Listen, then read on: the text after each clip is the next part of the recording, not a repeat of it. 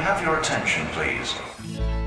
I'm Elinor Hamilton, and if you live in London, you've probably heard me a lot, but never known my name. The next train to arrive alongside platform 2 will be an Edgware Road service. My husband Phil is everywhere too. Mind the gap. We're heard all over various transport networks in the UK and have been working together ever since we got married in 2002. But a few years ago, Phil died, and yet we still work together every day. I hope we always will. Our story's told in episode 1, but everyone whose name you might not know but whose voice is incredibly familiar has a story to tell. We all do, I guess. But the anonymous voice in your TV, smartphone or on the bus you catch is a real person with a real story, and I want to tell their tales from the Tannoy.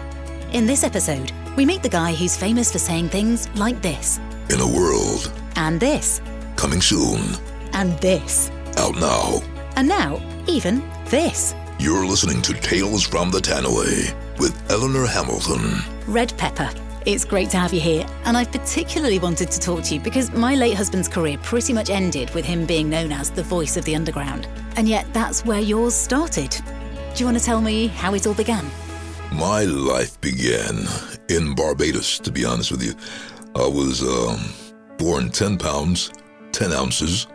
I was a huge baby, nearly killed my mother, apparently. I don't believe that, but anyway, I was a big old boy, 10 pounds, 10 ounces, born in St. Peter, which is the top end of Barbados. Uh-huh. Barbados is only 21 miles from top to bottom, 14 miles wide. And I left there when I was 10 months old because my father was a criminal lawyer, right. Policeman, and became a lawyer. And we traveled to New York, Manhattan, not in the ghetto. Everyone says, oh, you grew up in the Bronx. I did not grow up in the Bronx. Uh-huh. I was well-to-do. My father was well-to-do. He wanted me to become an airline pilot or a maths professor or something like that. No. After I left the U.S., I came to the U.K. when I was 15. Mm-hmm. And I went to secondary school here for a couple of years. Got all my O-levels and A-levels, and I got A's and A's and A's and everything. And back in the day, you could whoop your kids behind, right? But now you can't do that. So back in the day, I wasn't a brilliant student. I just feared my father. Let's be honest. He said, if you don't get A's, you're in trouble. And his trouble was big trouble. When I left school, I got my first job at McDonald's. Right. The first McDonald's in the UK, the very first one. Store number one in Woolwich, southeast London. I didn't like that much, and I thought I could be a book salesman. And I became a book salesman door to door for a company called the Leisure Circle we had to travel out to Watford and Stevenage and those kind of places. Knocked that on the head. I became a security guard with a dog, walking around buildings at night, 12-hour shifts. That doesn't sound like much fun. No, it wasn't much fun at all. I was a keen sportsman, so I was always doing taekwondo and shotokan and karate. And I spent most of my youth fighting, not fighting in the street, but just learning. Yeah. And getting my first dan, a second dan, and all the rest of it. After coming out of the security guard industry, I was literally looking for a job, thinking about changing.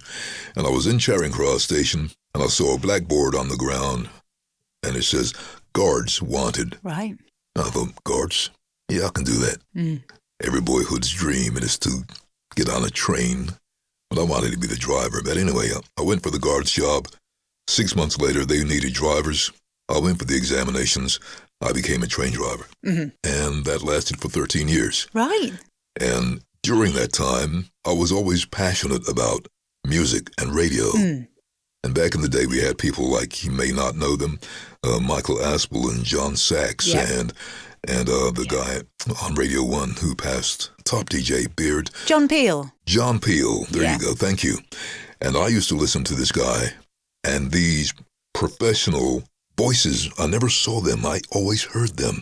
And I'll be listening to my wireless day by day, listening not just to the music, but these guys presenting. And I thought, wow, how do they do this? These guys are so cool. They are like on top of the world to me. These guys are my life. Yeah. And so I started collecting records and started collecting music and doing just like any other kid, getting a brush and saying, hi, my name is blah, blah, blah, and pretending to be some great announcer. Yeah. And that's how I grew up. So I continued driving trains, and I continued to want to be a a radio host, and I got involved with the dark side of London, where they had pirate stations, and they climbed on top of the buildings and all the rest of it. And I started working on some pirate stations while I was driving trains. And luckily for me, whilst I was driving trains and I was making my announcements, I pulled into Oxford Circus Station, and there was a lady with lots of photographers around her. She was doing Marilyn Monroe shoot. And she had the white dress on, and they were waiting for the train to come in to get the breeze, so she will do that classic Marilyn Monroe pose. Yeah.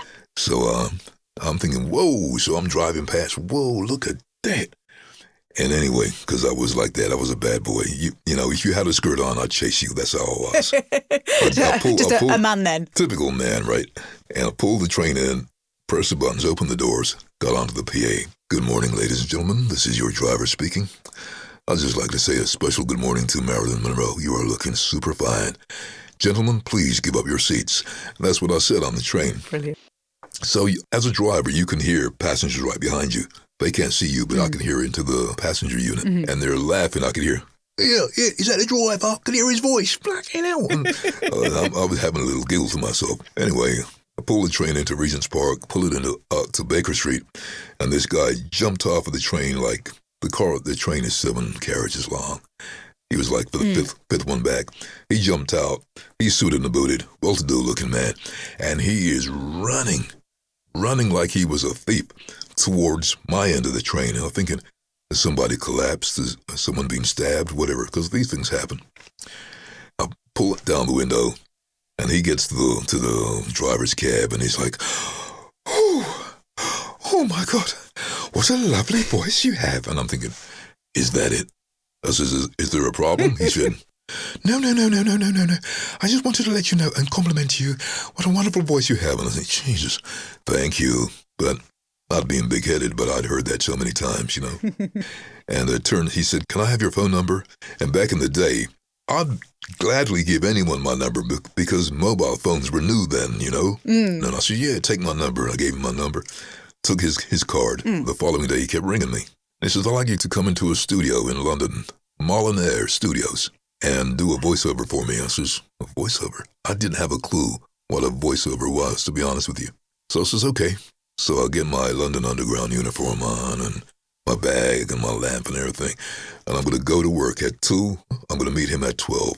I went in there, and I'm like, wow. Never been in a top-class studio in my life, and there's all stairs and marble and everything, and these fantastic studios. It's like, wow. So anyway, I walk in there with my uniform on, and he says, oh, you're Red. And I said, yes. Sit down one moment. I said, okay. So I'm just in awe. It's like, wow. So he gives me this A4 sheet of paper, and he says, right, you'll read these lines. When the green light comes on, read the first line, and then we'll give you a green light for the second, and we'll do it like that. So I'm like, okay. So the first line is typically, in a world, all I could see was teeth through the glass. We're one man. Bloody, bloody, bloody. Coming soon. Out now. Whatever it was. And everyone on the other side of the glass are like, wow. I can't hear them. I can just see them. Very animated. So I said to him, was that okay? He pressed the button. He says, coming through, I'm coming through.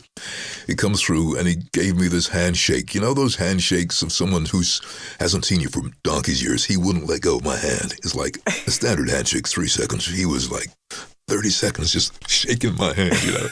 I said, okay, let go of my hand now. He says, yes, we'll be in contact. We'll be in contact. I says, are you pleased? Was that good? He says, fantastic. So anyway, I went home, and the phone started ringing again, and he called me in, and he says, I don't mind telling you now because this is 26 years ago. He said, I'd like to offer you £600, and you come in for 1 hour per week. 1 hour. Wow. And I thought, hey, the man's dizzy. He's lost the plot. You're serious? 600? I was working 48 hours for 320 quid in my hand. Almost 600 quid. That's monopoly money. Anyway, I said, okay, I'll think about it. I'll get back to you. I'll talk to my people. I didn't have no people.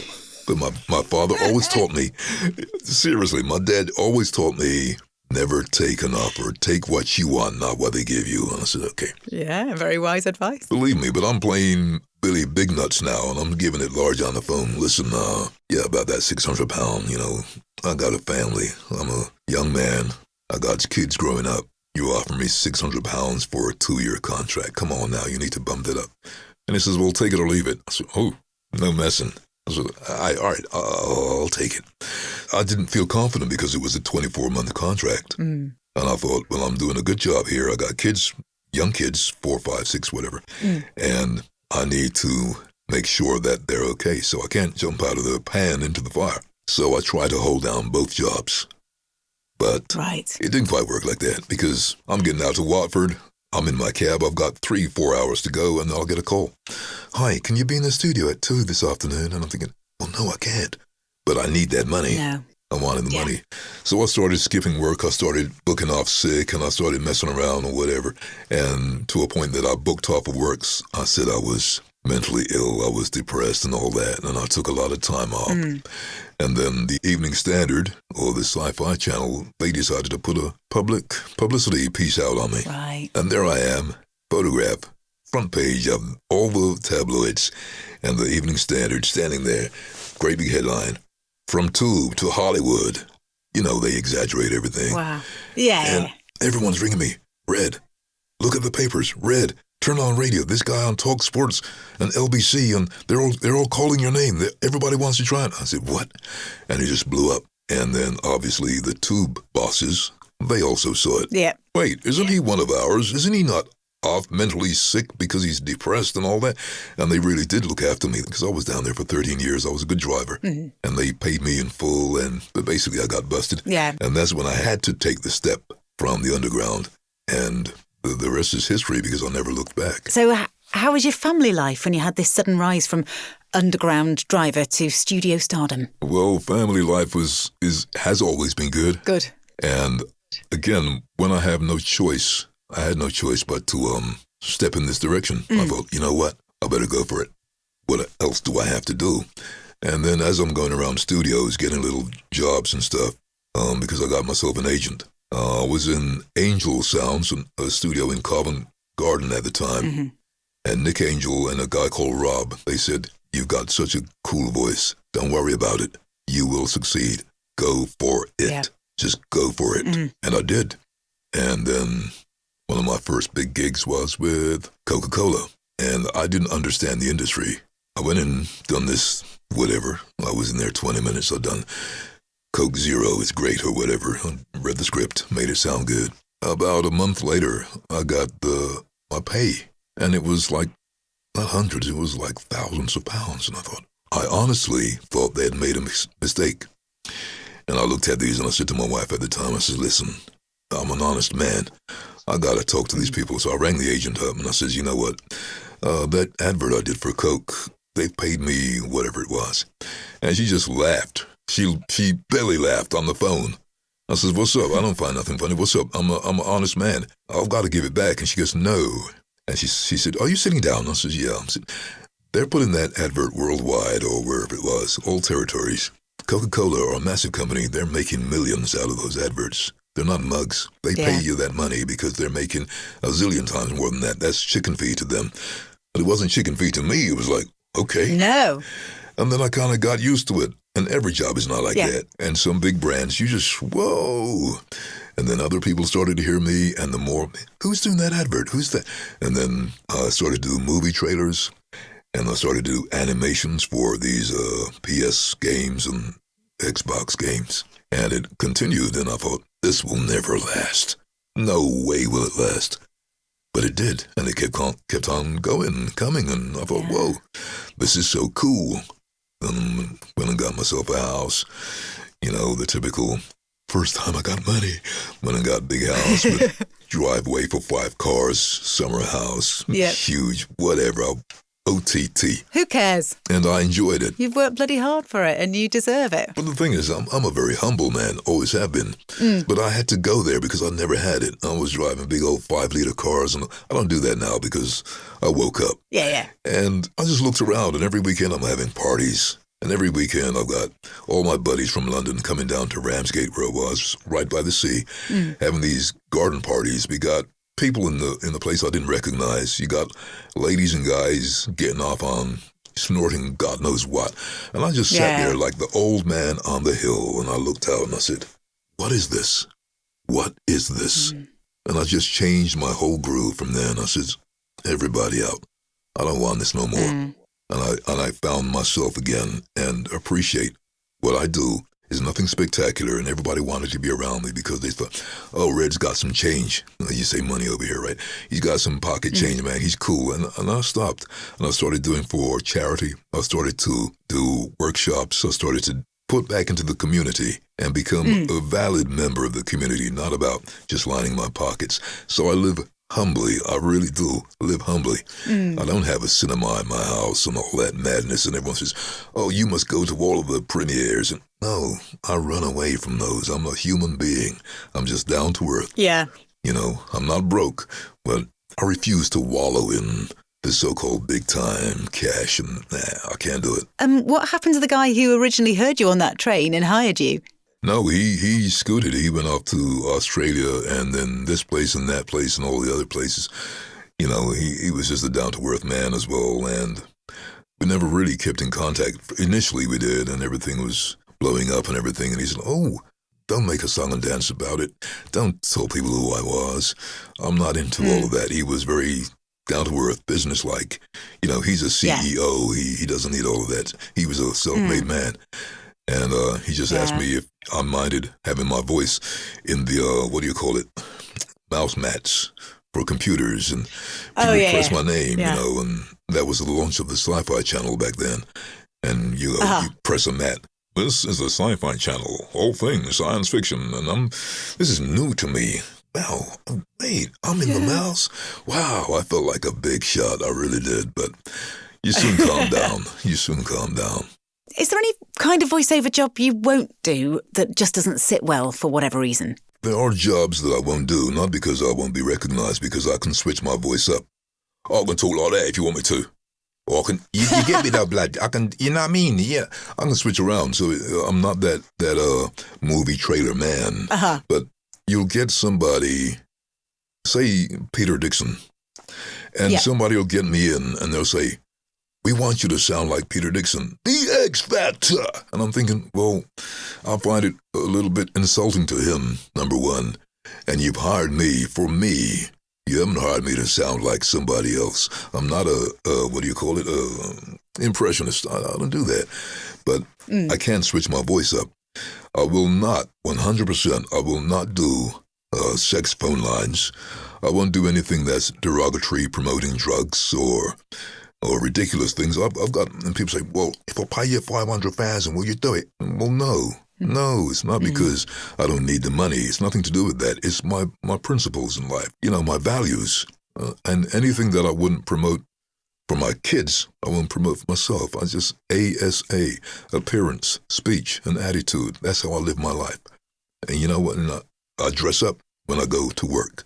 I got on my felt hats and my brogues and my Burberry coats and my shirt and tie, my very fly suits. And people say, why do you do that? I says, because I'm not just doing that. I'm making an impression. I'm letting them people know that I take my job as serious as I want them to take me. And plus I'm doing it for my kids. They're grown, you know. The eldest is 34, the youngest is 17. But I always say to them, ASA, appearance, speech, and attitude. Because if you look the part, people will assume you are the part. Maybe when you open your mouth, you talk like that, you get me though. If I'm walking down the street towards you and I look like a gentleman, you're at ease. But if I look like a rogue, you get me though, but you just assume that I'm a nasty piece of work and you steer clear. So you help yourself, that's what I say to people. So, yeah, I'm a dresser. Yeah, that makes a lot of sense. Yeah, it's true. Are you still finding that you're dressing up in the morning to go to work even while we're on lockdown? No, I was butt naked. I got dressed for you, I got to tell you. Oh, that's great. No, but doing the same. When I get up in the morning, even though we're in lockdown, no one can see me. Half the industry is working in their pajamas, and I'm like, no, makeup on, hair done, just because it makes me feel better, and I just feel like I give a better performance when I'm in front of the mic. Well, one thing I won't work in my pajamas because you don't feel professional, to be honest with you. I feel like I'm just doing something very slapdash, and I don't do slapdash. I'm my worst critic. Something an engineer won't hear, and I'll say, take it again. He says, no, that take is fine. No, I want you to take it one more time, and I'll do it, and I'm happy with it. Maybe I heard a little bit of saliva in my mouth he didn't hear, or something. Now we can tidy up in the edit. No, I can't sleep tonight unless I do it, and then I'll do it, and I'm happy. That's how I am. And 26 years down the line, that's what I do. I still do it. The second I start getting all blasé about everything, that's when you don't get another job. I'm not a prima donna. I'm not a drama queen, but I'm a man of ethics and moral standing, and I treat people with dignity and respect. And, you get folks who say, oh, we want a really cool read because you got that baritone voice. We want a cool read, but we want it fast. No, you don't do cool and fast. It doesn't work like that. We want it really deep, but really fast. And I said, well, you're going to get a rumble. You got to take time with my voice, or give me a shorter script, or don't ask for that deep voice. Because I got really hard. You want me to? I got a good range, but my natural speaking voice, they pull me for my speaking voice. I do lots of television adverts, Alpacin caffeine shampoo, fight for your hair. I'm bald. Then I'll be doing personal power gems. Can you do a British voice, Red? Of course I can. So you do all that. Or you'll get Sky Sports and say, I heard you do a really good Cockney read. So that when Arsenal versus Chelsea is a big clash, I'll be in Sky Sports doing the Blues from West London, the Reds from North. And I'll be doing all that. And nobody will know it's me, but I'm not into me. I'm into doing the job. Of course. One day you'll hear me reading a script saying, yeah, last night, right? Me and my... Now, listen, you get me though, blood. Nah, for real though. What are you looking at, rude boy? And you can do all of that. It's there. So it's about voice acting. It's not just about talking. So what will we have heard you on that we'd maybe never have known was you? Personal power gems, a lot of people didn't realize is me. Personal power gems, extraordinary powers. I was doing that for a while. I've done a couple of Green Giant. That was originally done have by... you? I've done that a couple of times, but they didn't ask me to do it again. I really forget, but I've been on the X Factor. That's all right. Ant versus Deck. I was the voice of Shadow Man back in the day, and Imperium Galactica 2, and Blade, and Gothic, and Viet Cong, and all these games that the geeks know, Andromeda, Warhammer, all those kind of things. I get around and no one will know because they just assume it's just these gruff voices. Come on, guys, get up the hill. I was in, it's quite a funny one with Tim Burton, and my agent said, Tim Burton wants to speak to you. I says, which Tim Burton? From South London? He says, no, the Tim Burton. I said, yeah, sure. And Tim Burton's on the phone to me. He says, hello, Red. And I said, hi. He says, I'm Tim Burton. I said, yeah, I can hear that. And he's like, I want you to come and do some stuff for me because somebody, my engineer who's been with me for 1,000 years, he says that you're the man for the job. And I says, okay. So I went to his home, one of his homes in somewhere in London, which I'm not at privileged to tell you where, but it was a really nice house.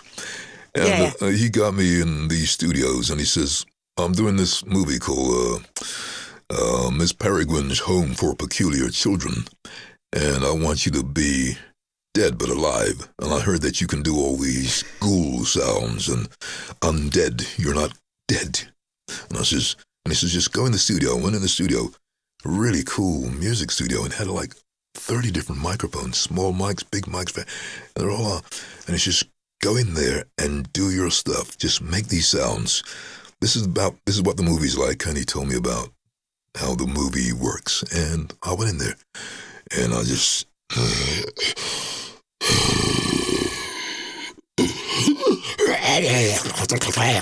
I started doing all these kind of things, and he's just saying, I could see him going, keep it rolling, keep it rolling, keep it rolling. And I'm just, these sounds, I don't know where the hell they came from. And then there was one, and I just went, and he said, could you sustain that for a minute? I said, are you serious? But I did. And you get stuff like that. And, people tell you, people ask you to do things like, you're getting your throat cut.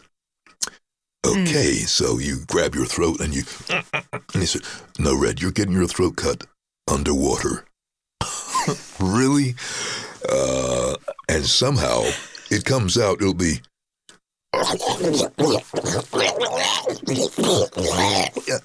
and it will sound supreme when you see it. When you see it, it's like, wow, that was me. And then you'll get the credit somewhere amongst the, dolly pushers or whatever. Somewhere you'll sit in the cinema anally, like I do, and I'll wait for those 15 minutes of credit. And then my kids would go, there you are, Dad. And it's like, yeah, whoopie-doo.